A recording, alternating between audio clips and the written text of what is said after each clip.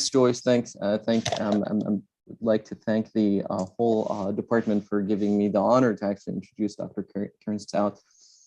She's the Associate Chief of Cardiology at the University of Washington Medical Center and adjunct professor of pediatric cardiology.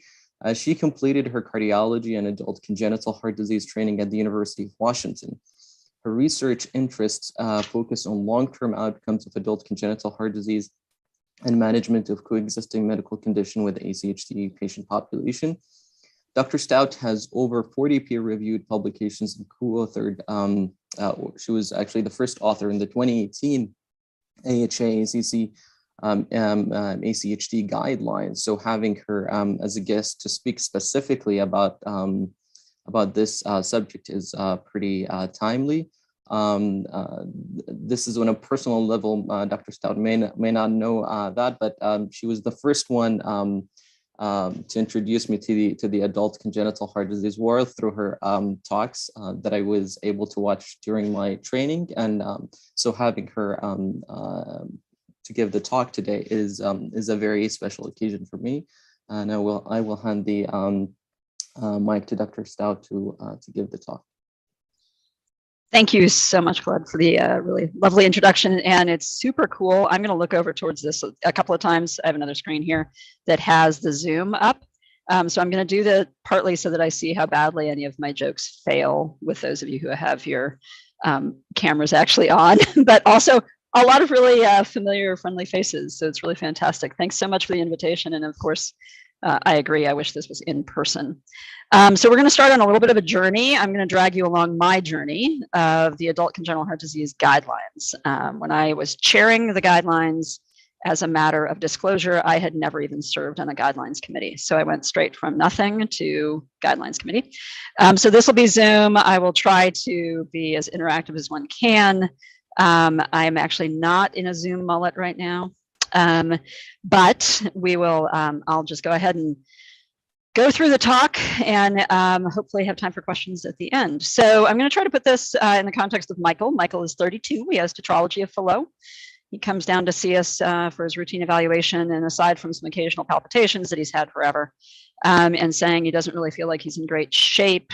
He's got 3 young kids at home, and he's got a relatively new job. So he just feels like he's not exercising as much. And for those of you who don't do adult congenital heart disease with regularity, a reminder that tetralogy of FALLOT is indeed marked by 4 things, as the name would imply: VSD, RV outflow tract obstruction, and RVH, courtesy of the RV outflow tract obstruction, and an overriding aorta. So these are kind of the key features of tetralogy. You can have branch pulmonary artery stenosis, subpulmonary stenosis, obstruction at any level, and you'll see in a sec that his was not just valvular, which is the most common variant of RV outflow tract obstruction. So he had a Blalock-Taussig Thomas shunt done at age 6 months, which, if you look at the original anatomy here, you're going to be a blue baby because you can't get enough blood flow out to your pulmonary arteries. And what blood flow you do have coming into your RV, some percentage of it is going to go directly out the overriding aorta via the VSD. So you tend to be blue baby, and the blueness is associated with mortality in an unrepaired tetralogy patient. The pinker you are, the longer you'll live, as a general rule when you look at old studies of the natural history of tetralogy. So the early opportunity to make folks better was a shunt, left subclavian artery, the PA, that allowed the baby to be less blue and improved pulmonary blood flow. Did so at the expense of a volume load on the left ventricle, but at least got them to be blue, and then he went, or less blue, and then he grew enough to undergo a complete repair at age 2 years, which includes closing the VSD patch, and as we'll get to in a little bit, alleviating the RV outflow tract obstruction. He'd been followed by his pediatric cardiologist until he was 18, when he went off to school. And courtesy of our trying to advertise to our primary care providers, he was rerouted back into ACHD care. Remember, he's 32, just 2 years ago when he moved for work, and his new PCP was aware of us and sent the patient to us. So tributes here down to Blalock-Taussig and Thomas, who came up with this game changer of a palliative operation. Arguably, all these operations are palliative. All right, so echo, which just decided it didn't want to work. So here's his echo. For those of you who don't read these on the regulars, LV looks pretty decent. We're going to be pretty generic because RV looks like it's probably big. And sure enough, over here on the avicles, the right ventricle is enlarged. It's bigger than the LV. Is that moderate? Is it severe? Lots of ways to approach it, but it ain't normal. He has a VSD patch here in the words of one of my echo mentors, Alan Perlman, when he was sitting next to me, and he said, "This is a VSD patch, and the way you know is that unlike you, it's thin and bright." And I've carried that with me forever. He was kidding, I think. When we go look at his pulmonary valve in parasternal view, he actually has some valve leaflet tissue. It doesn't look normal, but it's there. And it leaks some. And for those of you who read echoes, it leaks something between mild and severe. And it can be relatively difficult to sort out PR severity by echo alone.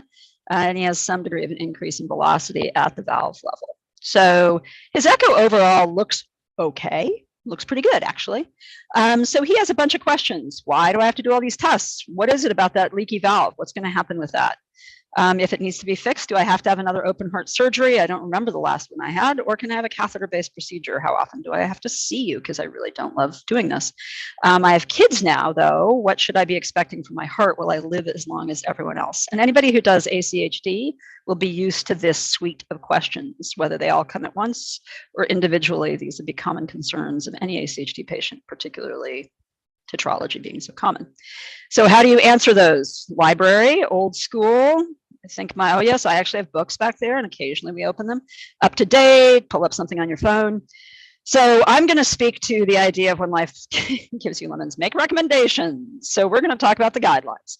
And 2018 AHA-ACC guidelines for the management of adult congenital heart disease, which I was extremely fortunate to chair, and fortunate to chair because this is a spectacular group of ACHD folks and one heart failure person, a couple of surgeons. It was a really, really, really great group. And I was privileged to be able to work with them. So the recommendations that I'm going to make are going to reflect that group's work.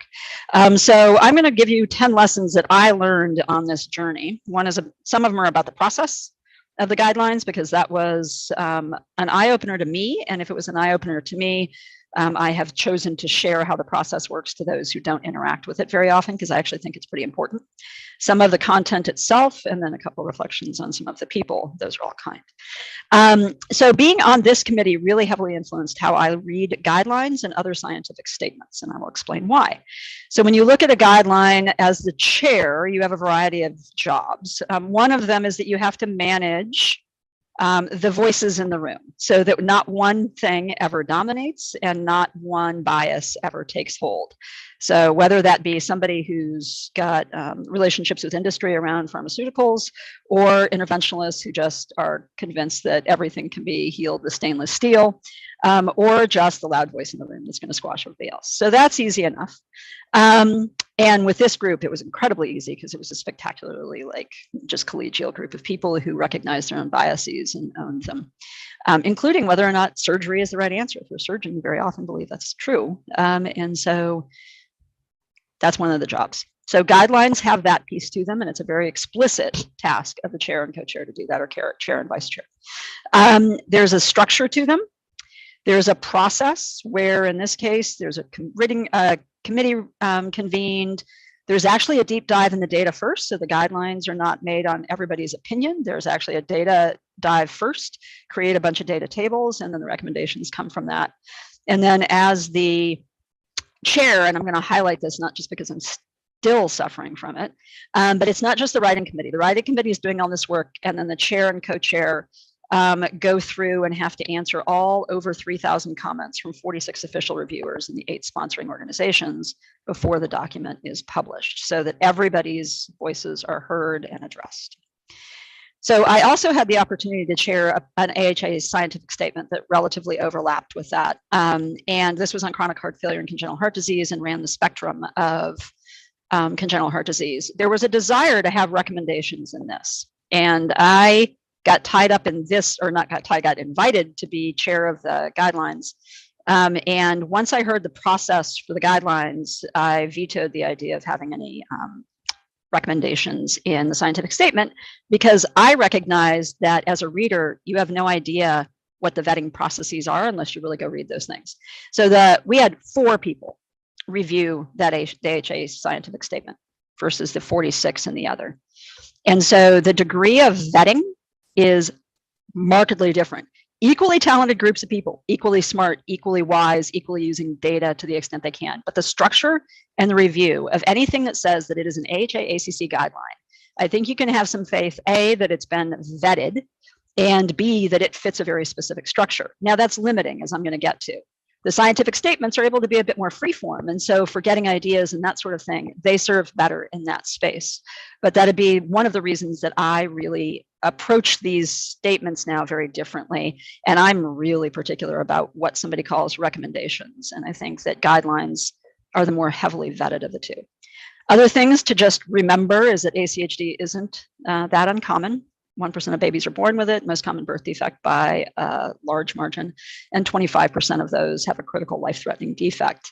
And when you look at the timeline of ACHD care, it starts back in 1938 with the first congenital heart surgery, but really does not get up and running as a real discipline until kind of maybe the 70s when UCLA established their program. But really more the adult congenital 2000s is when it's really started taking off, and it's still a really new field and is quite frankly too small to serve the population of ACHD cardiologists. At the time that I made that, there were 11 fellowship spots. Now it's up to 30, which is great.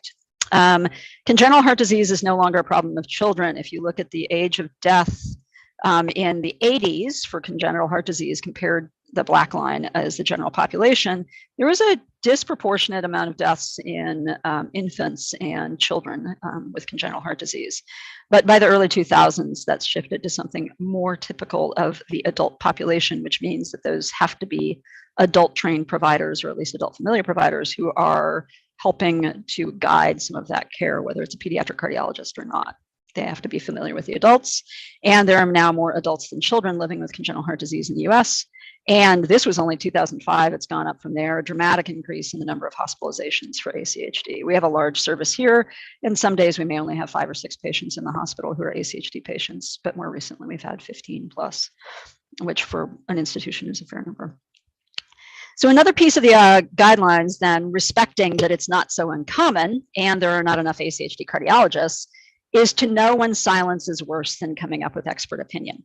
And so one of the things that really came out of this is the idea that 95% of general cardiologists will see ACHD patients. They may only see 4 or 5, but they're going to see them.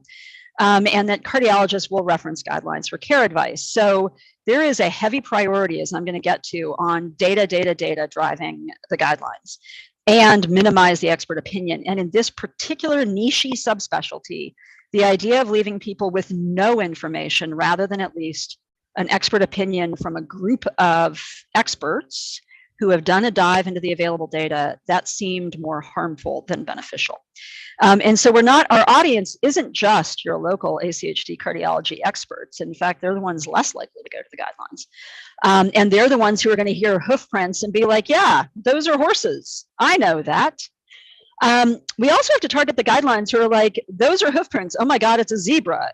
Or it's this hybrid thing, the horbra, that's actually an animal, part horse, part zebra, really quite lovely. I haven't seen any of them live, but I'd love to. And so really we're trying to target some of the audience as being this whole group of people, most of whom you don't know. That's my friend who's an orthopedic surgeon in town, general internist, one of the OBs tied to our program, head of our echo lab, our ACHD EP, head of pediatric cardiology at Children's. So these guidelines actually are going to end up covering this entire audience. It's not so narrow as perhaps some guidelines might be. The other thing I learned is recommendations about who should deliver care are both obvious and man, were they divisive. So there's not enough ACHD doctors, and insurers tend to want to have people go wherever it is that they want them to go for cost reasons. And if you don't have data to drive things, you're not supposed to go having expert opinions. And one of the criticisms of the 2008 guidelines is it spent a lot of time saying, send to ACHD, send to ACHD, send to ACHD. And that wasn't felt to be either driven by data or helpful, especially when there weren't enough ACHD cardiologists. So there is some data now, however, that ACHD patients will do better in an ACHD center. And that data allowed us to make some recommendations. So let me look at Michael here. So one of the things about why Michael doesn't want to come to his appointment is he lives in Valdez, Alaska, for heaven's sake. And we have a lot of Alaskan primary care providers who actually train in Washington because we are the WWAMI region. So there's a reasonable tie for some of our internists and family medicine docs up there. So that was his PCP was somebody who had trained down here. So he has to travel down here, which if he drove is a 2+ day drive, which of course, if the borders are closed, you ain't doing. So who should provide care for this guy? This guy lives far away. We have data that he's better off in an ACHD center, but look what it takes for him to get here. So what we ended up making as a recommendation, and we got a lot of feedback about you are not allowed to say who should care for patients. And we said, well, but we actually have to really incorporate the ACHD cardiologist into the care of some of these patients. So we really emphasize collaborative care. And then we tried to call out, you'll see these classifications up here. I'm going to get to that classification shortly. We tried to be a bit more specific to say which of the ACHD patients really need to have an ACHD cardiologist involved in their care in order to be able to more accurately, appropriately, and effectively use a relatively limited resource. It also didn't just put the burden on folks seeing the patient, it puts the burden on the ACHD cardiologist to make sure that they are aware and to make sure that they help their pediatric cardiology colleagues who will be transitioning patients, get them transitioned into appropriate ACHD care as best possible. Transitioning a little bit from the who should care for patients to some of what we've learned. Again, the guidelines are really intended to be based on data. We're supposed to try to minimize the expert opinion. And the recommendations are, strength of recommendation is generally based on the presence of comparative effectiveness that really says, this is for sure level 1, a class 1 recommendation, this is absolutely really what we should be doing.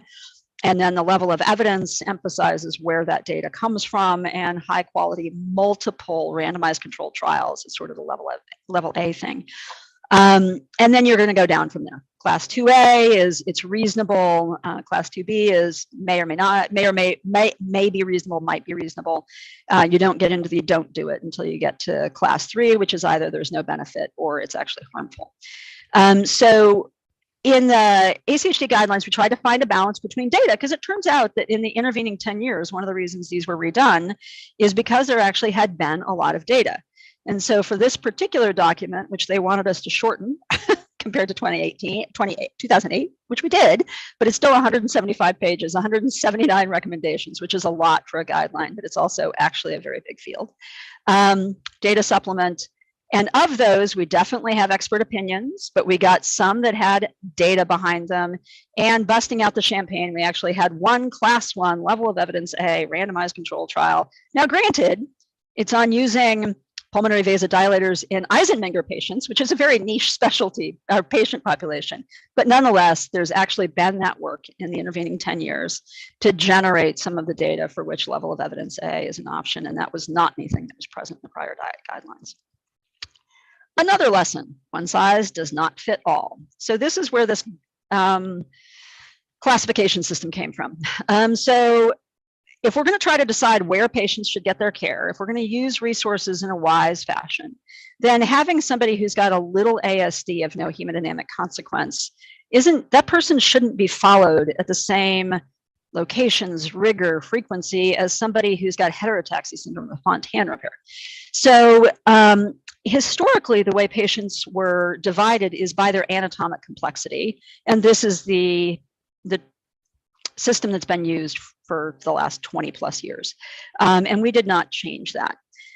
However, there's a clear recognition, let's go back to tetralogy of FALLOT, that there's a spectrum of severity and a spectrum of goodness in terms of people's underlying anatomy and the adequacy of their surgical repairs.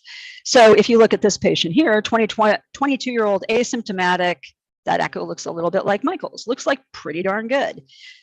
This person's doing pretty great. If you go to this next person, 40-year-old abnormal exercise test, had a CPET, 65% predicted, bunch of PR, pretty wide open there, and a large right ventricle that doesn't squeeze normally. That person's okay, but we're in the spectrum of tetralogy, but not doing it near as well. And this was a patient of mine who's 20, branch pulmonary stenosis, atrial flutter, had been hospitalized multiple times a year for heart failure. That echo was done when she's age 20. This is her left ventricle, and this is her enormous dysfunctional akinetic practically, right ventricle, and she died when she was 23 years old. So these are not all the same patient, even though they all have tetralogy of FALLOT. And so there's data. And there's data that suggests that there are ways of distinguishing some of these patients as being less well versus more well that are going to be much more helpful. So in addition to the anatomy, we as a writing committee also added this physiologic state. And the physiologic state is based on existing data, and they're largely population-based data, especially coming out of London or some of the bigger, and Toronto, some of these bigger programs where they've got nationalized healthcare that funnels people into ACHD programs. And with that physiologic state, we tried to call out different things, this is not a comprehensive list, that would allow you to distinguish some of those. Yes, they have this particular anatomy, but they're either sicker than you might think or they're more well than you might think, and allow us to use our resources a little bit more specifically and give guidance to patients a little bit better. So back to the idea of one size doesn't fit all. Here's a tetralogy patient, incomplete repair, persistent cyanosis. And for those of you who watch the Winter Olympics, that is Sean White. We in ACHD use this guy all the time. 3 Olympic gold medals, competed, what would that do, 50 in his most recent Olympics? And he's also got tetralogy of FALLOT. So those are clearly very different patients. And so to account for some of that in terms of some of these little tables we put in there for routine follow-up, it accounts for not just the anatomy, but some of these physiologic stages, so that both patients and providers can, with some data basis, be able to time procedures, evaluative things like imaging, actual visits, and involvement of an ACHD cardiologist in a reasonably rational fashion. These are not recommendations, and those can be changed at any point. And then Michael sort of sits somewhere here in the middle. I promise you he is not competing in the Olympics, but he's actually got a pretty vigorous lifestyle relative to, well, Alaskans tend to do that. So what does that actually mean for Michael that we put that in there? It's more robust recommendations regarding involvement of us in his care, but really emphasizes the need for collaboration. So Michael actually has his primary care provider in Valdez. He has a partner cardiologist that we work with in Anchorage, and then he comes down here. So did that AP classification actually help? Because I'll tell you, there's some people who very strongly felt that we did not need to include that in there. That it wasn't helping anything, etc. So by introducing it, you introduce it and then you let people have at it to see whether or not it makes a difference. And quite frankly, these two things are split. Some of them say, yes, it makes a difference in the sense that you can predict outcomes a little bit better by using the classification, and others say it's not any better than the individual pieces that it was derived from. So the verdict is still out on its value, but it exists there, and particularly to the extent that it may help with insurers, it's going to stay there until it gets, if there's reason to change it. So the other thing about the guidelines is data wins, and this is going to drive a good chunk of the rest of this talk. So heart failure in ACHD is actually quite common. Y'all would know that at UCSF or any program that has a fair inpatient service, that ACHD patients suffer from arrhythmias, need for interventions on valves and the like, and then heart failure type symptoms. And thankfully, the majority of ACHD patients are just ambulatory outpatients who don't need to be hospitalized. Some have heart failure syndromes that are related to, say, a leaky pulmonary valve, for which there's an opportunity to have a different treatment option than the typical heart failure treatments. And then there is a smaller number of patients who have myocardial fibrosis and have typical markers or clinical presentations of heart failure with depressed ventricular function, elevated BNPs, markers of neurohormonal activation. So this is such a common phenomenon in ACHD. You would think we'd have a lot to say about it. Well, we can't say, we're trying to say as little as we can that isn't data driven. And in this case, there ain't a lot of data to help guide heart failure, in part because the anatomies underlying it are so variable. A systemic right ventricle is not the same as a systemic left ventricle, is not the same as a single ventricle. So trying to lump those patients runs the risk of, frankly, being wrong. So there's just not a lot of data. So what did we end up saying? Well, we didn't say this, but this is one of my favorite things ever from good friend ACHD cardiologist, also a good marker of check your emails before you send them. When we were talking about what do we do with heart failure patients, the email says, frankly, I mess around until they feel better and their BNP decreases without destroying their kidneys. I then congratulate myself on my foresight and clinical acumen until they get overloaded again, at which point I blame the nephrologist. Trusting that this is largely a cardiology audience and blaming the nephrologists is always an outstanding idea, with my apologies to the nephrologists, who all of mine know darn well we do that routinely. So that is obviously one strategy. This particular person is actually a stunningly careful ACHD cardiologist, and this was a little bit of snark that I've greatly appreciated.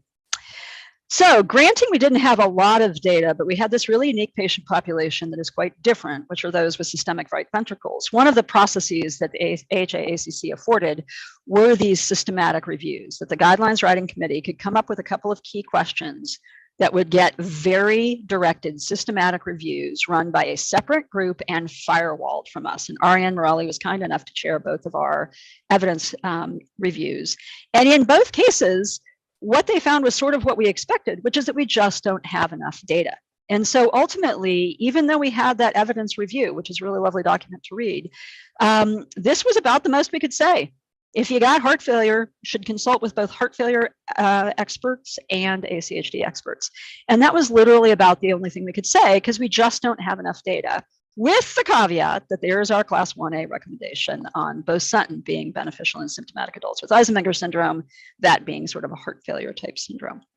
So if we don't have the data, there are some limitations to what we're able to say. And really importantly, those are enormous opportunities for research and to advance the field.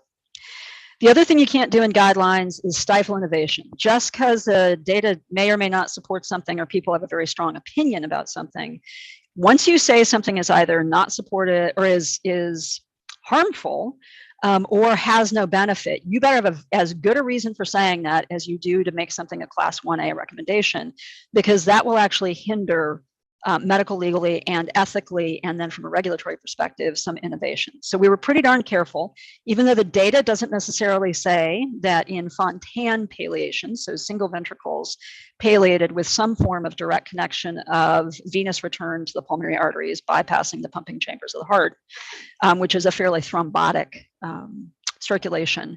At the time that we did these, there wasn't a lot of data around using DOACs in this patient population. Even though there was some appeal, there was also some expectation that between renal insufficiency and hepatic issues that are common in that patient population, that those drugs may actually be dangerous. And so we just put in a narrative statement saying they're unstudied and can't be recommended at the present time, which did not stifle innovation, and is then led to, this is just two of a couple of things that have been coming out and are coming out that have been registries and retrospective looks, allowing them to be used in the free-flowing population, if you will, of free-ranging adults, and then look back and see how the safety plays out. And in one of them that says it's safe and the other one says it's not. So we're going to need to continue to get data. One of the reasons all of the guidelines were rewritten is to do them in the chunk format that they exist in now. And the chunk format allows for revision of just one part of the guidelines without redoing the entire thing. So this piece could be redone at any point that there is sufficient data to say that DOACs are either safe or not safe. And it doesn't require a revision of the entire guideline. And I think you guys, if you are folks who touch the heart failure guidelines, the valve guidelines in particular, or some of the arrhythmia stuff, they've been doing that in the chunk format. Another thing was structure and philosophy of the way the guidelines are done can really force a conflict with the beliefs of what is right. And this was less of an issue in the heart failure document. So back to tetralogy of FALLOT. So here's our tetralogy patient: VSD, RV outflow tract obstruction, RVH, courtesy of the pressure load, and an overriding aorta. And the real key pieces here is going to be that RV outflow tract obstruction. Once you close the VSD, and once there's not a pressure load on the RV, the RVH will should get better over time. And the overriding aorta may get dilated, but is less likely to become a big issue in time, although can.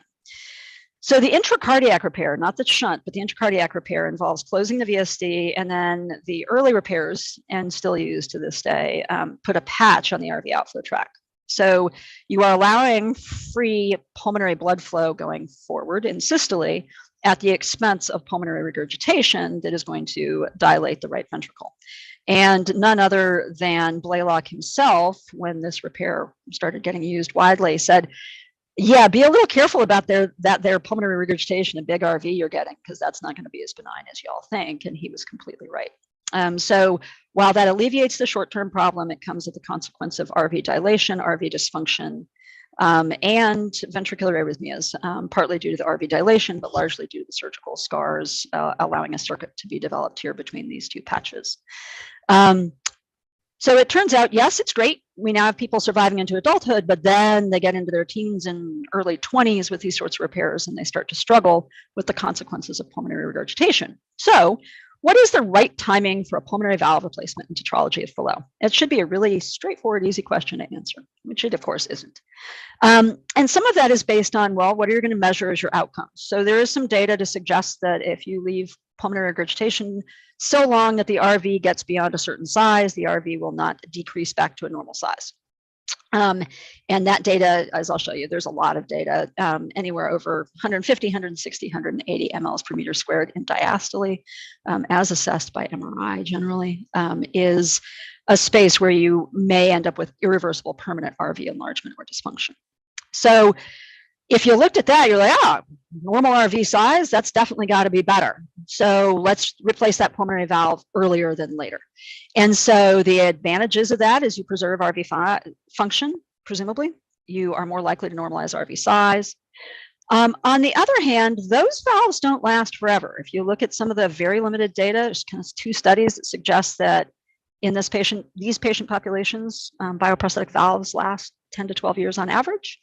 Then you're going to be re-replacing it, and the endocarditis risk is appreciably different. So favoring a late PVR would be the fact that earlier PVR has an increased risk for endocarditis and all the bad things that come with that. If you get valve degeneration, you're going to have to re-replace it. It's one more replacement over the span of somebody's lifetime. And there is the inherent surgical risk if you're going to be doing this surgically. So there's always been a tension between how early is too early, how late is too late. So that would be absolutely ideal for a randomized trial. And it turns out it's not very practical, although it would be ideal. And we do have the randomized trial. Everything that's catheter-based valve has a randomized trial to go with it. When they're surgically placed, they don't. So how did we navigate this? Well, we navigated it by trying to incorporate all the available data, which says that if you're symptomatic, you get a pulmonary valve replacement, if you're symptomatic because of your valve. But if you don't have symptoms, then you have to go through all this other stuff. And then you get a 2A recommendation. And that recommendation got people real bent out of shape. And this is something that I hear from my partners here. We have a whole gaggle of ACHD cardiologists up here, and I get pushback on this kind of on the regular. Why is it a 2A recommendation? Well, it's a 2A recommendation because we are careful what we asked for. While vacationing in Africa, Pinocchio suddenly has his longtime wish to be a real boy granted. So be careful what you ask for. Is there actually is data. So RVs beyond a certain size are less likely to normalize after a PVR. We know that. There is such a thing as too big.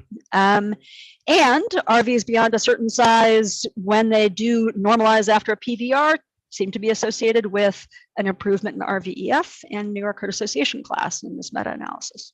All right, so we can make people feel better. New York Heart Association class can't get better than 1, but if you're a 2, you could go to 1. The reality is, though, a PVR has a mortality risk.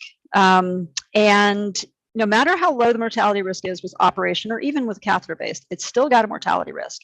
So when we're talking about that differential benefit, if somebody is completely asymptomatic, PVR has not yet been shown to improve mortality. So it is very difficult to make something a 1A recommendation for somebody with absolutely no symptoms just because their RV is big, because you're taking on a mortality risk or a risk of early valve degeneration endocarditis in favor of a smaller RV, when we don't know that that smaller RV is a surrogate for a better long-term outcome.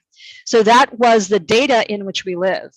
And that made a lot of people really grumpy, and I still love Grumpy Cat, even though Grumpy Cat is, dated at this point. One of the key things, though, is that going back here, it is still a 2A. You can still, it's reasonable to replace the valve. But people wanted, and I'm one of them, to know that the way they do things is supported by class 1 level of evidence, whatever data. And when it came out as a 2A, it was felt like, oh, well, maybe I'm not doing the right thing. No, not true. It still may be reasonable, and it is often reasonable. And that is still a lot of what happens. But the text really matters in this case. One thing that's not in there, but is something you have to consider with these valves, is the age of the patients. They're generally young. Although we've had, we have my oldest tetralogy patients were operated on actually by Blaylock and lived into their mid to late 80s. Surgical PVRs, if you go through that numbers, they could have 6 or more sternotomies over a lifetime. But if we really incorporate what we all have been doing, which is a surgical valve followed by at least 1 transcatheter valve, if not 2, granting that there's an endocarditis risk with those valves, it's a little odd, but is real. If that all balances out, that safety profile may shift fairly dramatically so that you don't necessarily need that same mortality benefit to start down the path of replacing a valve. And we may acquire more data to suggest that that's a really good idea. So lesson number 10, interpretations of carefully selected language is still wildly variable. And this is one that I find having to go back to lots, where I swear we went through some language about 68,000 times, and you throw it out there and somebody interprets it completely differently than any of us anticipated. So for example, eggs are fantastic for a fitness diet. If you don't like the taste, just add cocoa flour, sugar, butter, baking powder, and cook at 350 for 30 minutes, which is an amazing idea. If you don't like your eggs, just change the recipe. So that's how I would choose to hear the eggs, and right now some cake would be amazing. So I'm going to give a different example of where this came up, which is ASDs. So hemodynamic consequences. What are the consequences of an ASD? RA, RV enlargement, pulmonary overcirculation. So the shunt is coming in here, diastolic type shunt. If unrepaired, you can have atrial arrhythmias. And there is a percentage of patients who end up, largely women, who end up with pulmonary hypertension in the setting of that volume load for reasons that are not solely related to the ASD. And are still being assessed. So the treatment for an ASD is safe and effective. ASD repairs can be done transcatheter, and many of them are, can also be done surgically. Mortality is incredibly low rate of late complications with either approach. So what would you recommend for a patient with an ASD? They're pretty easy to fix, and one would think then a low bar for fixing them. So the 2008 guidelines, this is back to the idea of being very specific in language, they were pretty general. If the right heart's big, close it. And that's actually what most of us do. Since we had the burden of going with data, or in this case, another one of the systematic reviews. So anybody who knows me well knows that I use a lot of words. Where some people would use 10, I'm real good at using about 100. But this is not my fault, really, not mine alone. We went from very simple to quite complex. And some of that is because it is so much easier nowadays to close ASDs with devices, and because the devices had to have data behind them, and because there was other data out there as to who's going to benefit from ASD closure and who may have less benefit, including natural history studies of closed versus not closed, not such a natural history, from Mayo. So there actually is no class 1 recommendation anymore for ASD closure with right heart enlargement in the way it was in 2008. And why is that different than VSD and PDA? So if you go look at VSDs or PDAs, which are left heart loads, not right, they actually do have recommendations for closing either of those if there's presence of left heart enlargement. And the reasons for that go back to the data. And there was another systematic review. So the systematic review influenced the decisions. And unlike ASDs, VSDs enlarge the LV, and there is more morbidity and mortality data associated with that. So they're not equivalent, not only in terms of their impact, nor are they equivalent in terms of their first principles of what they're doing, affecting LV dilation and LV dysfunction being a different beast than RV dilation, RV dysfunction. And there is a bit more data to support a morbidity and mortality impact of leaving VSDs or PDAs open when they've caused left heart enlargement. So what we were stuck with is you can't just cherry pick when you do and don't want to follow the data. So all of those many, many, many words in those guidelines were the specific language used to try to parse out what was available. And down here, again, if somebody's functionally impaired, has symptoms in an ASD, you close it. But even if they don't, provided they've met a bunch of these criteria, and there's not that many, right heart enlargements right there, it's still a 2A. And even though it was like, yay, thumbs up, there's nothing here that says you can't close it. The symptomatic ones get it as a class 1. If you're not symptomatic, you get it as a 2A. Even though we tried to parse that language really specifically, people still hear the 2A as we can't do this. Thankfully, insurers don't take that and people come around to it. But that was a big learning space for me. And again, they're guidelines, not actual rules. So I gave you 10 lessons, but I am a Seattle Seahawks fan. And no, we're not going to talk about last season. And no, we're not going to talk about the 49ers. Grr. We're on the uptrend. I don't care about the Russell Wilson trade. We're going to be better for it. I swear. We had a good draft. So because of that, I'm actually going 12 of these. Guidelines have limitations, number 11. These are the bonuses. Here is Chris. Chris is 35. He has a history of transposition, treated with a mustard repair. He has subjectively normal exercise capacity. You talk to him, he doesn't really feel much. He gets out in the mountains a lot. He does a lot of hiking and climbing. And he rode his bike from home to his annual ACHD evaluation. And anybody who's seen any of my talks has seen this before. Not be surprised. But the dude's pretty remarkable. So this would be Seattle, actually. We're pretty bike friendly. There's some places you could ride from a fair distance that would make this remarkable. But in general, that's not going to be all that remarkable, except he lives in Albuquerque. That's not the actual route that he took, but he did ride almost 2,000 miles. He didn't just go straight along here. He went out to California, came up, and it took him 2 weeks to get here. So our ACHD patients are free living adults who are just out there doing their thing. And there is no world where the guidelines capture everything they want. I am being driven mad this morning. I'm going to go from this talk to clinic. Another huge downside of it not being in person. Give grand rounds and do clinic same day. Boo. When I've got a woman who's got congenital heart disease who's doing MMA fighting and wants to know which electrolytes she should be replacing in her water while she cuts weight to do an MMA fight, which somehow or another she's managed to get an amateur license from the state without necessarily me saying that's a great idea. So there's no guideline that's going to come up with all the things either that our patients decide they want to do, how they want to live, what choices they make, what they're doing with their families, what they do for work, that sort of thing. And there's a limited amount of data to really guide a lot of the decisions we have to make around medical therapy, timing of interventions, appropriateness of interventions, how to manage arrhythmias. There are limitations, and it was a real eye-opener to me. I've always been a big believer that the art of medicine remains supremely important in the care of our patients because most patients aren't able to be completely captured by available data. And that's even, you've got 18,000 patients in DOAC trials of AFib. There's always going to be plenty of patients who don't fit the trials. So Chris rode his bike. We did do a CPAT on him when he came up here, which seems superfluous, except oddly, he has a funky physiology. He does not crush it on the CPAT, but he can go at a modest pace for a very long time, and he's fine. And for people who really like ACHD, there's some funkiness about his physiology. He has a inducible LV outflow tract obstruction that I think is extraordinarily beneficial to him, so we haven't touched.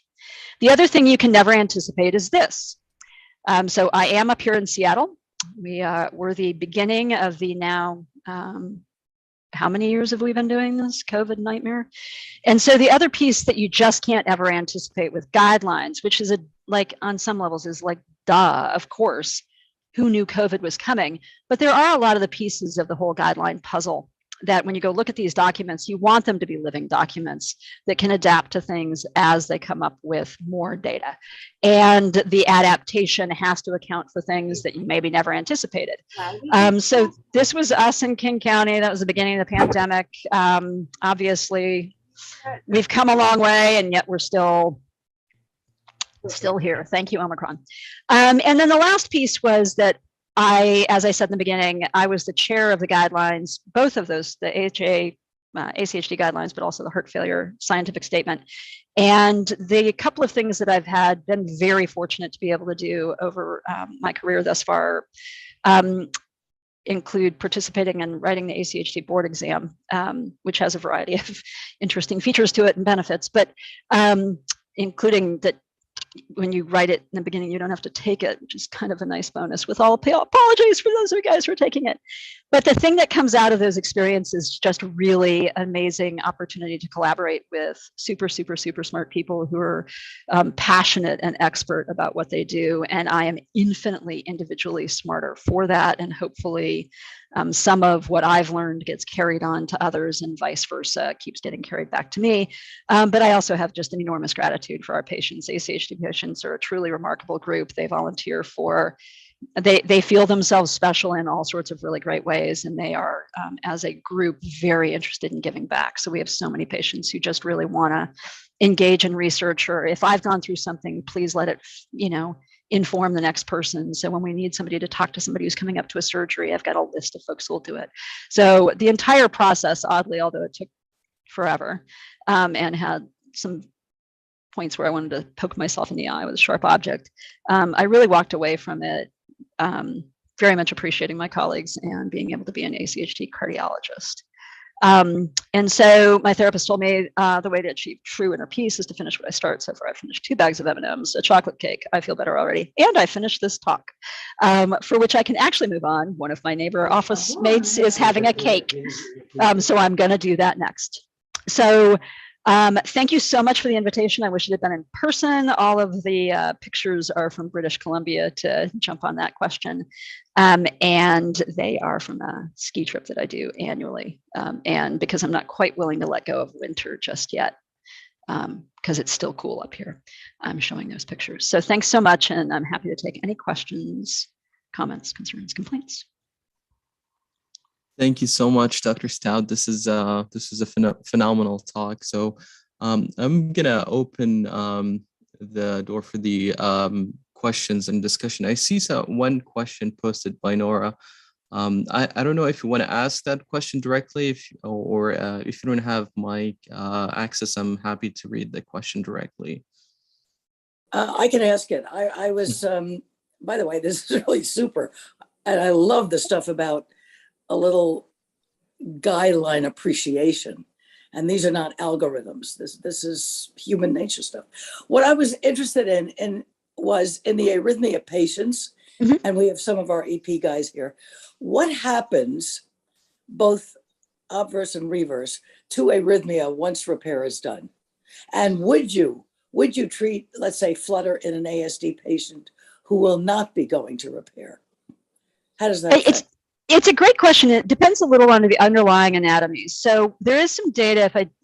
I'll get the ASD, but TETRALOGY, there's a little bit of data from Paul Carey that says, and this is why it's so hard to make guideline recommendations, that says in patients with TETRALOGY who already have an ICD, that there's other scattered data that fixing the underlying hemodynamic abnormality doesn't necessarily mitigate the arrhythmia risk as much as you might hope. It probably mitigates it some, but not a ton.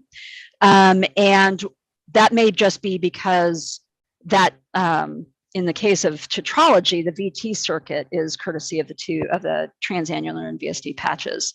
And so I think a lot of it will end up depending on what the source of the arrhythmia is. If you look at the Mayo history data, the older somebody is repaired in terms of ASDs, which is in our systematic review, or the systematic review, the more likely they are to just have arrhythmias as a natural part of their history.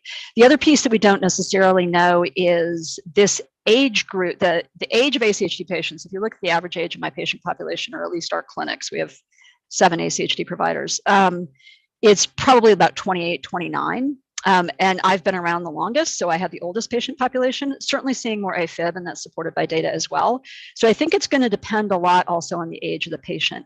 There is certainly a hint that with ASDs, for example, if you close them early enough, prior to age 25, you're going to mitigate some of those arrhythmia risks down the road. And if you wait until after 25, you might not. Now, that's old school, that's surgical repairs.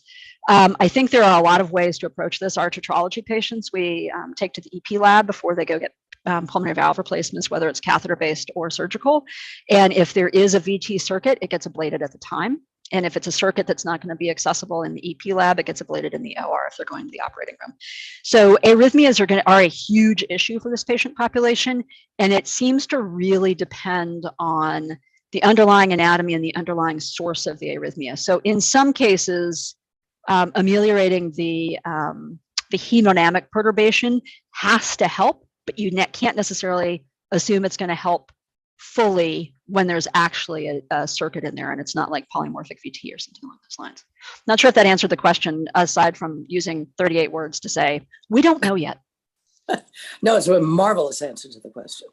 And I love that we don't know yet. I love it. Yeah, no, we don't. And I think there's opportunity. It's one of the cool things about being a fellow or a junior faculty or anybody in this field, or even better, I just finished meeting with one of our EP, soon to be EP fellows who wants to do ACHD EP. Like the Venn diagram overlap of basically every other discipline in cardiology or outside of cardiovascular disease and ACHD is just ripe for the pickings, partly because ACHD is such a huge number of congenital abnormalities that you can hone in on a relatively small group and really have an impact. The one thing I will say is this is a patient population where, and we have this in the guidelines, rhythm control is supremely important in the vast majority of these patients. Rate control is not a reasonable strategy, in part because so many of the patients are distressed, have distressed RVs. So whether it's tetralogy with RV dilation dysfunction, systemic right ventricles in transposition with atrial switch repairs, mustard repairs, sending repairs, those tend to not love atrial arrhythmias, and they can convert to ventricular arrhythmias fairly quickly. And when they do, they can be very difficult to resuscitate. So there's data for that, and then there's practice experience from all of us that can be a consequence of atrial arrhythmias. So we are very aggressive about rhythm control.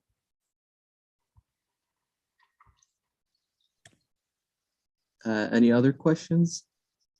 I don't see any questions posted yet, but just to like add to the arrhythmia and the one size that there is no one size that fits all that you mentioned, Dr. Stout. I think one of the most intriguing cases we've discussed recently in the conference, in our local conference, was a patient with a scimitar syndrome who actually had AFib. Where the right pulmonary vein again drains to the IVC, and if you were to induce, I believe she's in the process of getting an EP study, but if you're able to induce the arrhythmia and the AFib, and it was actually coming from the vein that drains to the IVC, then how are you going to address that? And how does that also, like the AFib itself, how does it impact on the shunt fraction as well? So all of these are interesting questions, and certainly that's one reason I'm actually very satisfied with the ACHD experience here. It is, yeah, you get all sorts of wacky things, and there is that argument sort of that gets made periodically that somebody with total anomalous pulmonary venous return should have a lesser likelihood of having AFib down the road because they already kind of have a nice surgical scar keeping their pulmonary veins away from their left atrium, although those things can regrow. So I think it'll be interesting to see if, on the flip side, which surgical repairs may be somewhat protective of types of arrhythmias. So far, we haven't really seen any, but you could make some arguments that there could be some. I see a question here on exercise testing and guidelines in ACHD. There's a lot of there's a lot of data on the value of CPETs in ACHD patients. And if you look across a broad spectrum of all types of anatomy, and this comes largely, most of it comes out of the group in London who has a huge patient population, that cardiopulmonary exercise tests do predict outcomes, whether they be symptomatic arrhythmias, need for procedures. In some cases, a little bit of data that they may predict mortality or hospitalization, and that they don't correlate well to New York Heart Association class. So just getting somebody in New York Heart Association class, a disproportionate number of ACHD patients who are New York Heart Association class 1 will have less than 80% predicted exercise capacity when assessed by cardiopulmonary exercise testing. So my takeaway from that particular piece of information is that they simply adapt to what they're capable of doing, and then they just go live their lives. So I think from a psychological perspective, it's actually pretty beneficial. But like any of us, I don't know about the rest of y'all having to wear masks, one handy. I go up the stairs with these things and I think I'm about to die. And so I will find myself changing. I'm wearing this mask, and I sort of noticed one day when the pandemic first started, because we were wearing masks relatively early, that we were doing these, I'm wearing my mask. I'm like, oh, wait, I got to go up 4 flights of stairs? No, I'm going to take the elevator. Whereas if I'm going 1 or 2, and I didn't even realize I was doing it until one day I caught myself, and it was because the stupid mask was making me so short of breath. So then I decided to suck it up and just do it anyway. But I think a lot of our patients do the same thing without even realizing that they dial down what they do. Or they were raised being told they couldn't exercise to certain levels.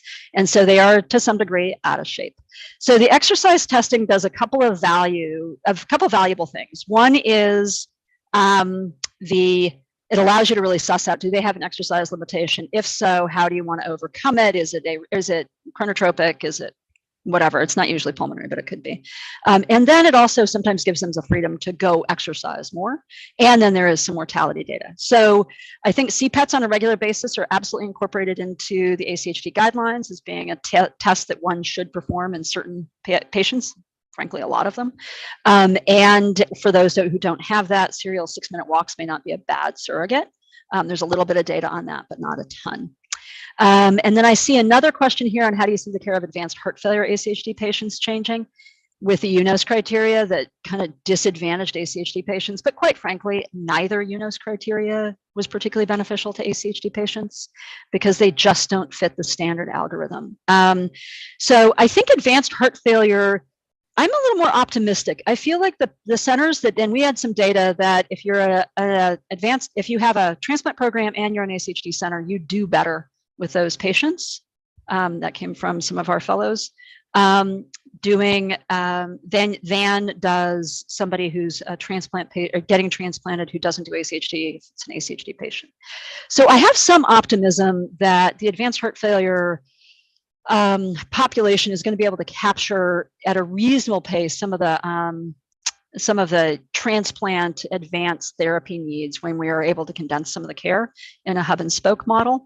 I think we are always going to struggle, though, with the fact that some of these patients are simply prohibitive surgical risks or are very high surgical risks. So one of the things that doesn't come up a lot when we talk about the UNOS criteria is that if you are a center who is going to do complex congenital heart disease transplants, then the mortality expectations, if you're going to be doing heart livers and Fontans, are really going to have to be modified, or we're going to have to decide that they're not acceptable, in which case then we have to figure out what our strategy is going to be to operate on those patients much earlier.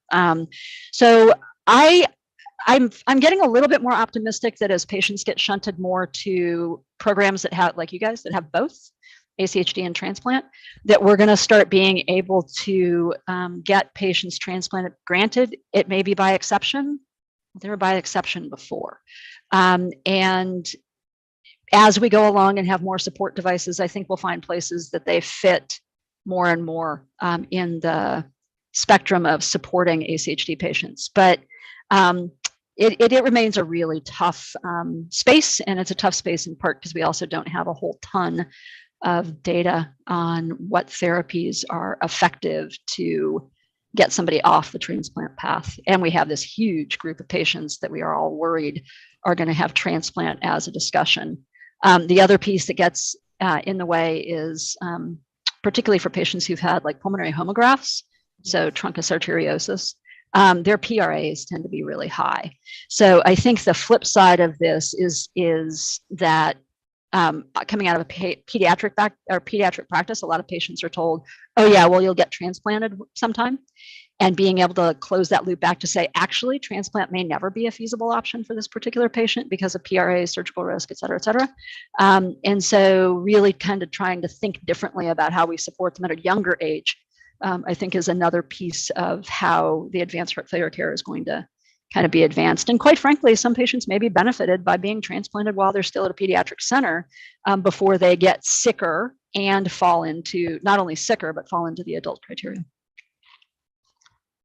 Thank you so much, Dr. Stout. That was a wonderful talk. And thank you so much, Colin, for your help with moderating today. It was really nice to hear everyone's questions, everyone's participation, and your wonderful presentation, Dr. Stout. Thank you everyone for joining us. We'll have our last cardiology grand rounds presentation next week. And after that, some fellows research presentations. And Dr. Stout, I know you have a meeting with some of our amazing congenital faculty. So I'll let you get to that. Thank you again, everyone. Thanks again so much. Appreciate the invitation.